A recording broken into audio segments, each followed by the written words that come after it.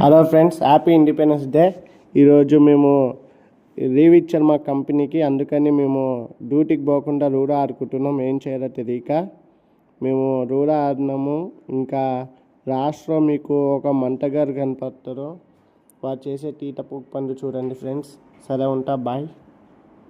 మొత్తం వీడియో చూడండి ఫ్రెండ్స్, అప్పుడు మీకు చాలా ఫన్గా